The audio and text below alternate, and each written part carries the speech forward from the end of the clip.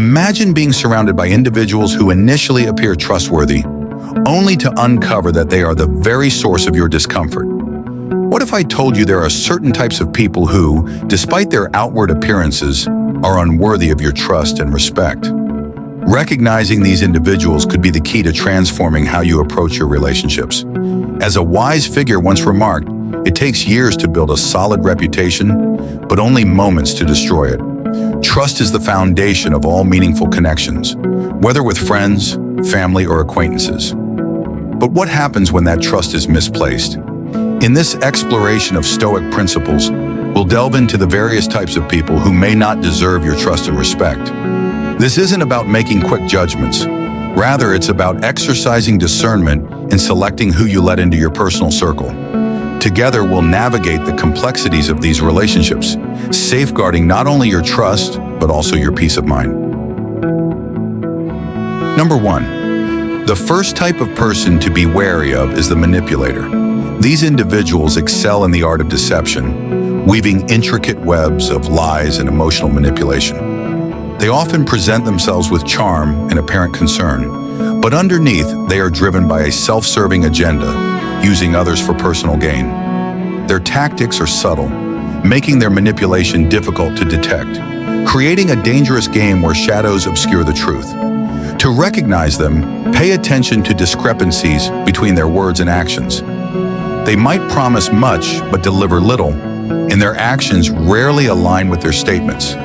Also, take note of how they speak about others, particularly those who aren't around. This is a clear indicator of how they may speak of you when you're not present. Manipulators frequently employ tactics like guilt-tripping, gaslighting, and playing the victim in order to gain sympathy and control. They are adept at distorting facts to suit their needs, often leaving you questioning your own perceptions. Trust is precious, and with manipulators, it is constantly at risk. The effects of their presence can go far beyond mere disappointment, leading to emotional and psychological strain over time. If you regularly feel drained, undervalued, or confused after interacting with someone, it might be a sign that you're dealing with manipulation. To handle manipulators effectively, it's crucial to establish clear boundaries. Be firm about what is acceptable and what isn't. Don't hesitate to say no or to challenge inconsistencies in their behavior. While maintaining politeness, keep your emotional distance and avoid confiding in them or relying on them for emotional support. In extreme cases, severing ties may be necessary, especially if their behavior is causing significant harm. Though it may be difficult, particularly if the manipulator is a close friend or family member, protecting your mental well-being should always come first. Stoic philosophy teaches us the value of discernment and emotional resilience. Accepting the reality of a manipulative relationship enables us to make thoughtful choices about how we engage with such individuals. By distancing ourselves from them, we make space for healthier, more trustworthy relationships that are built on integrity and mutual respect. Number 2. Next, we turn our focus to another type of person to be wary of, the perpetual critic. These individuals seem to have made a habit of constantly finding fault in everything and everyone around them. Their words are often sharp and their criticisms unrelenting. Whether it concerns your choices, aspirations, or even the most trivial matters, nothing escapes their critical eye. What makes the perpetual critic especially concerning is not just their tendency to be negative, but the deeper reasons behind it. Their criticism often has less to do with the people they target and more to do with their own insecurities. They may be projecting their personal fears, disappointments, or self-doubt onto others. So how should you handle such individuals? First, it's important to distinguish between constructive criticism, which aims to help, and destructive criticism, which seeks to belittle. Pay attention to what they say, but more importantly, note why they are saying it. If their critiques are baseless or fueled by negativity, it's a sign that maintaining distance is necessary. Engaging with these critics can be emotionally draining, much like trying to fill a cup with a hole in it. No matter how much positivity you pour in, it never seems to be enough. Stoicism teaches us to focus on what we can control. While you cannot control others' words, you do have control over how you respond. It's important to set clear boundaries, politely but firmly, letting the perpetual critic know that while you are open to constructive feedback, unwarranted negativity is not acceptable. If the criticism continues, it may be wise to limit your interactions with them, as your peace of mind and self-worth are far too precious to be undermined by constant criticism. The perpetual critic provides a valuable lesson in self-respect and resilience. By refusing to internalize their negativity, you protect your inner peace. As we continue this journey, let us embrace the wisdom to discern which criticisms are worth considering and which should be allowed to pass by like the wind.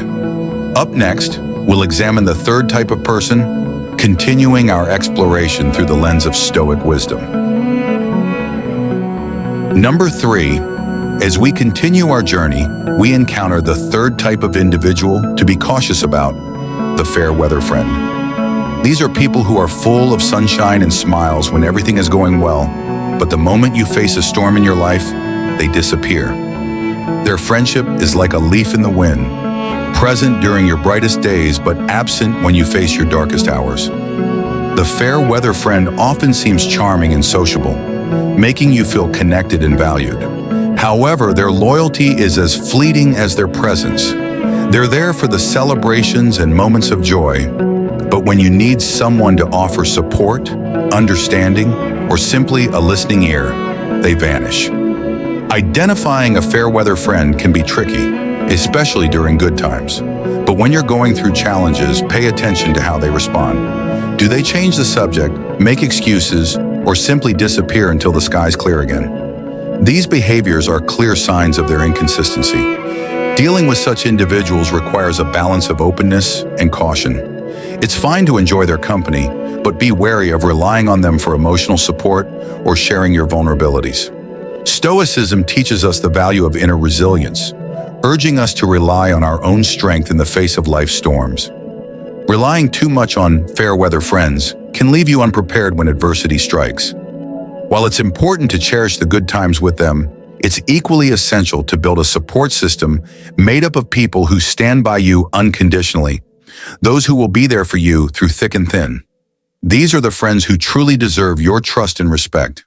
As we leave behind the fair weather friend, we continue our exploration, ready to uncover the fourth type of individual in this journey. Each person we meet along the way teaches us something important about ourselves and the world we live in. Stay with us as we move forward, discovering more insightful revelations. Number 4. Next, we turn our attention to the fourth type of individual to be cautious of, the gossip monger. This person thrives on rumors and hearsay, often sharing stories that aren't theirs to tell. Their conversations are a maze of he said, she said, filled with unverified details about others' lives, none of which are truly relevant to them. Gossip mongers frequently present themselves as well-informed, or as if they're in the know, but the reality is that their habit of gossiping reveals deeper issues. It may be driven by a need for attention, a desire to feel superior, or a way to deflect focus from their own lives. Engaging with a gossip monger is dangerous for 2 reasons. First, it entangles you in a web of unconfirmed and potentially harmful stories. Second, and perhaps more importantly, it sets the stage for how your own personal matters might be treated. There's an old saying, if they gossip to you, they will gossip about you. How can you handle a gossip monger? The key is not to feed into their habits. Be cautious about what you share with them and avoid participating in gossip-laden conversations. If confronted with gossip, a Stoic approach is to either steer the discussion towards more meaningful topics or politely excuse yourself. Stoicism encourages us to focus on our own actions and virtues rather than engaging in idle chatter about others. By following this practice, we protect not only our integrity, but also our mental peace. As we leave the gossip monger behind, let us carry with us the wisdom to engage in conversations that are uplifting and contribute positively to our lives and the lives of those around us. Up next, we will explore another fascinating personality type in our ongoing journey of discernment and understanding. Number 5. Our journey introduces us to the narcissist. This individual lives in a world that revolves entirely around them. Often charming and charismatic, they easily draw people into their orbit. However, this charm is a mere facade that masks their deep-rooted self-absorption and lack of empathy for others. The narcissist views relationships as tools to boost their ego and fulfill their own needs. They rarely consider the feelings or well-being of others, and their interactions tend to be one-sided. If you find yourself constantly offering support and admiration without receiving anything in return, you may be dealing with a narcissist. Identifying a narcissist can be difficult, as they are skilled at creating a favorable image. However, cracks start to show when they are asked to demonstrate empathy or engage in a reciprocal relationship. Their disinterest in others' lives and tendency to steer every conversation back to themselves are clear indicators. Dealing with a narcissist requires a strong sense of self and firm boundaries. It's vital to understand that their behavior reflects their character, not your worth. Engaging with them under the expectation of mutual respect and understanding often leads to disappointment. Stoic philosophy teaches us to focus on our virtues and not let external behaviors disturb our inner peace. This wisdom is crucial when dealing with narcissists. By maintaining emotional distance and not internalizing their actions, we protect our mental and emotional well-being. As we move beyond the influence of the narcissist, we continue to build resilience and a deeper understanding of human nature. Stay with us for the next segment, where we will explore another personality type that could be subtly affecting your life. Number 6. In this segment, we focus on the flatterer. This individual excels in giving compliments and making others feel special, but their praise often comes with an ulterior motive. The flatterer uses admiration as a tool to win favor, manipulate situations, or advance their own interests.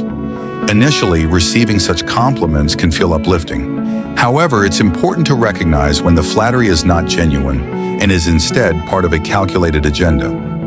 Flatterers often go overboard with their praise, and while it may seem pleasant, it can come across as insincere or exaggerated. The danger of interacting with a flatterer is that their charm and praise may cloud your judgment, causing you to overlook their flaws or agree to things you wouldn't normally. To handle such individuals, take their words with caution, appreciate their compliments, but always remain grounded and skeptical. Observe their actions, as these usually reveal more than their words. If you notice a pattern where flattery is used to manipulate or secure favors, it's time to reassess the relationship.